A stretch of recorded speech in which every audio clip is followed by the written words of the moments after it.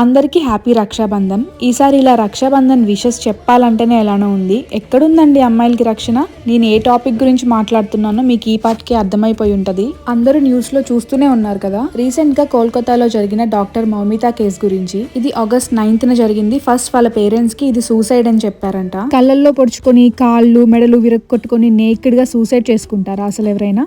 మరి వాళ్ళ పేరెంట్స్ కి సూసైడ్ అని ఎలా ఇన్ఫార్మ్ చేశారో ఏమో. ఈ కేసులో దొరికింది మాత్రం ఒక్కడే. వాడొక్కడిని పనిష్ చేస్తే సరిపోదు, ఎందుకంటే వాడికి అన్ని నిజాలు తెలుసు. ఎవరెవరు ఇన్వాల్వ్ అయ్యారు, ఎందుకు ఇలా చేశారు అనేది అవన్నీ బయటికి రావాలి. అందరినీ పనిష్ చేయాలి. ఈ కేసు ఇక్కడితో ఆగిపోకూడదు. డాక్టర్ మౌమితకి జస్టిస్ జరగాలి. తనకి జస్టిస్ కావాలి అని చెప్పి డాక్టర్స్ అందరూ స్ట్రైక్ చేస్తున్నారు. సో దానికోసం చిన్న క్రియేటర్స్ నుండి పెద్ద క్రియేటర్స్ వరకు అందరం ఒక వీడియో చేద్దాం. మన వంతు సపోర్ట్ లా ఉంటుంది.